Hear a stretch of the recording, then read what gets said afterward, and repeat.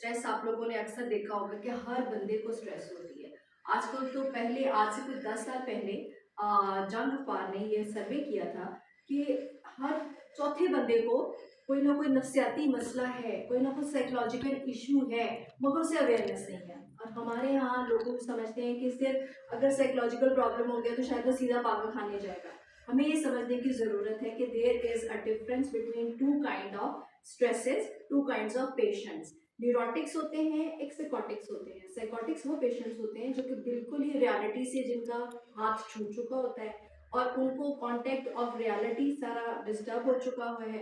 इसके अलावा वो ये कि एग्रेशन में या ओवर रिएक्शन में चले जाते हैं और उनको हेलुसिनेशंस भी हो रहे होते हैं, डिलूजन्स भी हो रहे होते हैं। अब आप लोग पूछेंगे हेलुसिनेशन क्या, डिलूजन क्या है? हेलुसिनेशन ये होता है कि कोई ऐसी चीज क्रिएट कर लेना या कोई ऐसी चीजें देखना या सुनना जो कि वहां मौजूद नहीं होती। डिल्यूजन होता है फॉल्स बिलीफ कि मैं बहुत बड़ा वली हूँ, मैं बहुत बड़ा पीर हूँ, मेरे पास सब लोग आते हैं या मेरी जान के पीछे पड़े हुए हैं। कुछ लोग आपको नॉर्मल लाइफ में नजर आएंगे, ऐसे लोग हैं जो कि बाकायदा तकलीफ में मुब्तला हैं और उन्होंने दूसरों की भी जिंदगी जीवन की होती है और उसका कोई हल नहीं आ रहा होता सब लोगों के पास। ज्यादातर क्या किया जाता है कि सीधा उनको मेडिसिन भी डाल दिया जाता है। Medicine is not the answer until unless it's a very severe condition.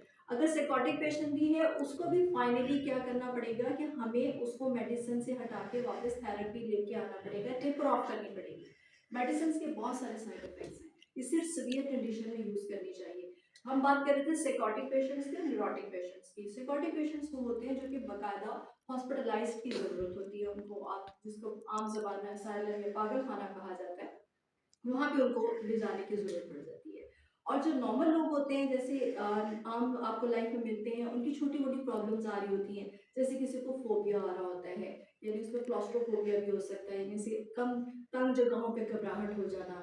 ये कोई एंजाइटी का पेशेंट हो सकता है जिसमें उसको ये हो रहा है कि रेस्टलेसनेस आ रही है, रात को नींद नहीं आ रही, इंसोम्निया हो रहा है। टेस्ट एंजाइटी बहुत सारे बच्चों में आम कॉमन देखी जाती है जो स्टूडेंट्स हैं, कि उसमें क्या होता है कि उनको इतनी ज़्यादा एंजाइटी हो जाती है कि सब कुछ याद किया हुआ एंड टाइम पे बिल्कुल भूल जाते हैं, ब्लैंक हो जाते हैं। बहुत इंटेलिजेंट स्टूडेंट होते हैं, बल्कि वो ज़्यादा स्टूडियस होते हैं, ज़्यादा